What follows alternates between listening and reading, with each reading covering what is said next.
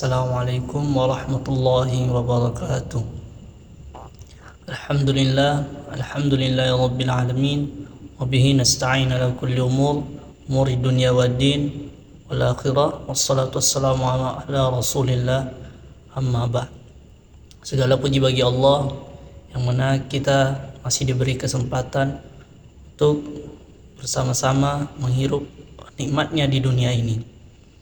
Salawat berserta salam marilah kita curahkan kepada junjungan alam, yakni Nabi besar Muhammad sallallahu alaihi wasallam, dengan sama-sama melafazkan Allahumma shalli ala sayyidina Muhammad wa ala ali sayyidina Muhammad, karena berkat beliaulah kita dapat merasakan nikmatnya cahaya Islam untuk sekarang ini. Baik hadirin sekalian, kami dari kelompok 8 yang beranggotakan saya sendiri, Umaruddin Syah, nanti akan dilanjutkan oleh beberapa rekan saya, yakni Ana Anissa Salamah dan Rangga Andika. Baik hadirin yang insya Allah dirahmati oleh Allah, pada kesempatan kali ini kami akan sedikit menguraikan mengenai puasa. Seperti yang kita ketahui, pokok pembahasan kami di sini mengenai puasa Ramadan. Puasa ini banyak jenisnya, jadi ada puasa Senin Kamis, puasa Asyura dan lain-lain. Jadi pada kali ini kita akan membahas mengenai puasa di bulan Ramadan. Baik hadirin yang insyaallah dirahmati oleh Allah, langsung saja kita memasuki pembahasannya.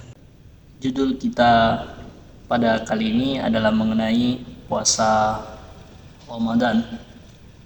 Jadi sebelum kita melakukan puasa Ramadan, alangkah baiknya kita mengetahui apa sih pengertian dari puasa.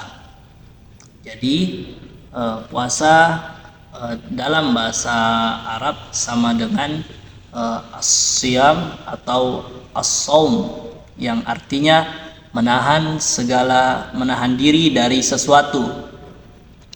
Sedangkan menurut istilah,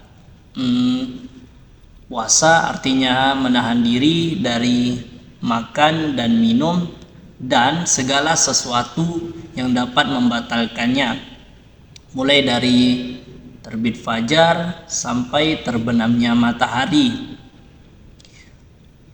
dengan niat karena Allah Ta'ala, sebagaimana disebutkan di dalam Al-Quran surah Al-Baqarah ayat 183. A'udzubillahi minasyaitonirrajim.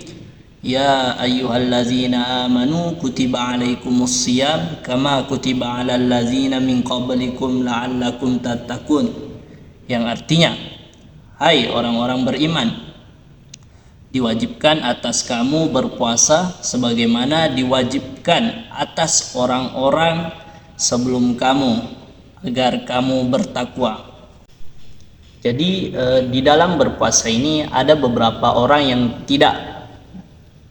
yang boleh tidak berpuasa. Jadi terdapat beberapa golongan yang diperbolehkan untuk tidak berpuasa pada bulan Ramadan.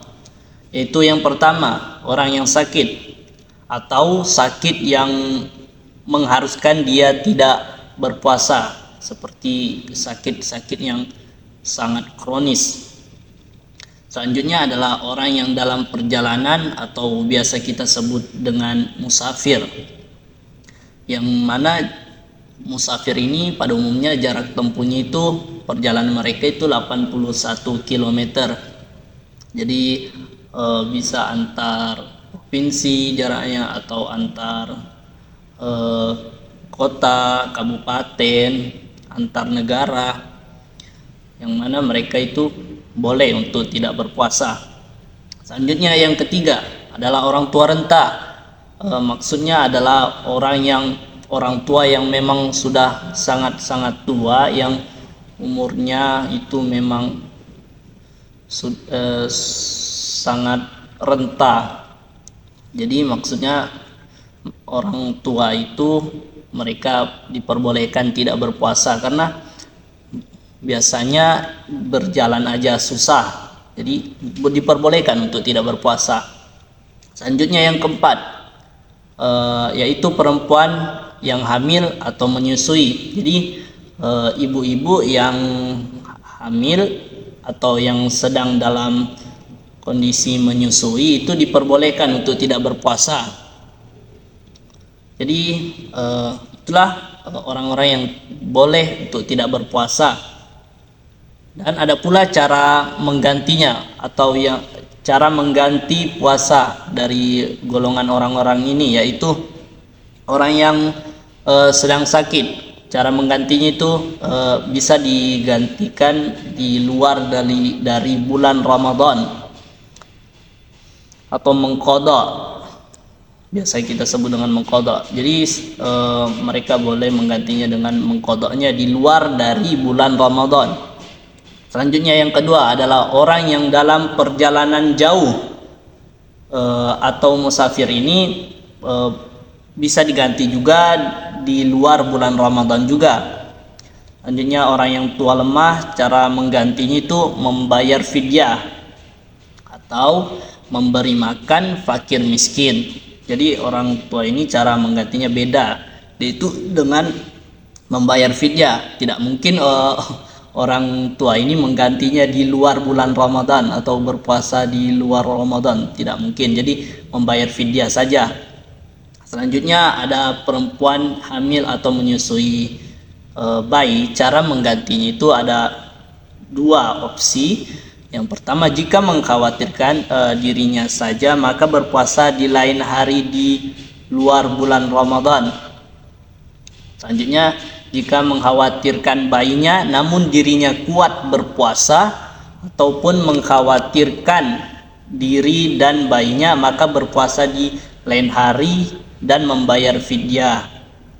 Jadi itulah beberapa golongan yang diperbolehkan untuk tidak berpuasa dan cara menggantinya. Pertama ada orang yang sakit, orang yang musafir, orang yang tua, yang sangat-sangat tua renta, sudah sangat pelupa sudah. Selanjutnya dan yang terakhir perempuan hamil atau menyusui. Jadi di dalam Islam itu berpuasa ini sangat sangat diwajibkan, tetapi ada beberapa golongan yang diperbolehkan untuk tidak berpuasa. Jadi tidak terlalu menekan seseorang, tetapi di dalam kondisi seperti sakit, musafir, dan tua renta atau ibu-ibu yang sedang dalam keadaan menyusui atau hamil. Baiklah, di sini saya sendiri Rangga Andika, NIM 2012-1014-1. Di sini saya akan menjelaskan terkait mengenai hikmah-hikmah berpuasa pada bulan Ramadan dan keutamaan-keutamaan bagi orang yang melaksanakan ibadah pada malam Lailatul Qadar. Baiklah, di sini ada 8 keutamaan atau hikmah-hikmah berpuasa pada bulan Ramadan. Yang pertama itu bisa melatih disiplin waktu. Yang kedua itu keseimbangan dalam hidup. Yang ketiga itu mempererat silaturahmi dan peduli. Yang keempat itu mendekatkan diri kepada Sang Pencipta. Yang kelima itu bisa mengontrol emosi. Yang keenam itu meningkatkan kesehatan jasmani. Yang ketujuh melatih untuk hidup sederhana. Dan 8 melatih manusia agar lebih tabah. Dan untuk keutamaan-keutamaan bagi orang yang melaksanakan ibadah pada malam Lailatul Qadar, yaitu didasarkan dengan iman kepada Allah Subhanahu wa taala, dia akan mendapatkan 4 keutamaan di sini. Yang pertama itu akan diampuni dosanya terdahulu. Yang kedua itu malam penuh keberkahan. Yang ketiga itu lebih baik daripada 1000 bulan. Dan yang keempat itu pada malam itu adalah malam keselamatan dan setan tidak bisa mengganggu. Baiklah, mungkin sekian dari saya. Ya teman-teman, saya Ana Anissa Salamah dengan NIM 2012-10-142. Di sini saya akan melanjutkan pembahasan tentang indahnya bulan suci Ramadan yang dimana pada sebelumnya telah disampaikan oleh rekan-rekan saya. Ya teman-teman, pada kali ini saya akan membahas tentang amalan-amalan yang kita kerjakan pada bulan suci Ramadan. Ya, Seperti yang kita ketahui, bulan suci Ramadan ini hanya kita laksanakan sekali dalam setahun. Maka dari itu, marilah kita sama-sama memperbanyak amalan-amalan yang baik pada bulan suci Ramadan ini, sekaligus kita menyempurnakan ibadah kita pada bulan suci Ramadan. Yang dimana pada bulan suci Ramadan ini yaitu bulan yang penuh dengan keberkahan. Adapun amalan yang pertama yang kita kerjakan pada bulan suci Ramadan ini yaitu melaksanakan sholat tarawih dan juga sholat witir. Sholat tarawih ini hanya kita kerjakan ataupun kita laksanakan hanya pada bulan suci Ramadan, yaitu sekali dalam setahun. Maka dari itu janganlah kita meninggalkan sholat tarawih ini, karena dengan melaksanakan sholat tarawih juga kita dapat memperlengkap ataupun menyempurnakan ibadah kita pada bulan suci Ramadan. Adapun yang kedua yaitu menyegerakan berbuka dan mengakhirkan sahur. Dalam sebuah hadis dijelaskan bahwa Abu Dzar berkata bahwa Rasulullah SAW bersabda, La tazalu ummati bi khairin ma'ajjalul iftar wa akharus suhur, rawahu Ahmad. Yang artinya, umatku senantiasa dalam keadaan baik selama mereka menyegerakan berbuka dan mentakhirkan sahur. Hadis riwayat Ibnu Ahmad. Hadis ini menyebutkan bahwa salah satu amalan yang disunahkan adalah mengakhirkan sahur dan menyegerakan berbuka. Untuk amalan yang ketiga yaitu berdoa ketika berbuka puasa. Sebelum kita melaksanakan makan ataupun minum, hendaknya kita mengucapkan doa berbuka puasa terlebih dahulu. Dengan dituntunkannya doa berbuka puasa juga merupakan unjuk rasa syukur kita kepada Allah Subhanahu wa taala yang dimana telah memberikan kita kekuatan juga kesehatan untuk melaksanakan ibadah puasa pada bulan suci Ramadan. Dan juga dengan diucapkannya doa ketika berbuka puasa, semoga ibadah puasa kita mendapat keridhaan dari Allah Subhanahu wa taala. Adapun lafaz doa berbuka puasa yaitu Bismillahirrahmanirrahim. Allahumma lakasumtu wa bika amantu wa ala rizkika aftartu birahmatika ya arhamar rahimin. Adapun amalan yang selanjutnya yaitu membaca dan memahami Al-Quran. Pada bulan suci Ramadan ini hendaklah kita memperbanyak amalan baik kita, salah satunya yaitu membaca Al-Quran. Memperbanyak membaca Al-Quran pada bulan suci Ramadan ini termasuk amalan yang baik, yaitu penyempurnaan ibadah kita pada bulan suci Ramadan. Untuk amalan yang selanjutnya yaitu i'tikaf di masjid. I'tikaf di masjid ini merupakan salah satu cara mendekatkan diri kita kepada Allah Subhanahu wa taala.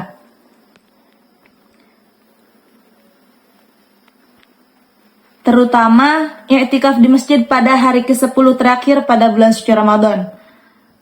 Karena sebagaimana yang dilakukan oleh Nabi Muhammad SAW diriwayatkan dari Ibnu Umar, Ibni Umar radhiyallahu anhuma qala, kana Rasulullah sallallahu alaihi wasallam ya'takiful ashral awakhir fi Ramadan, muttafaqun alaih.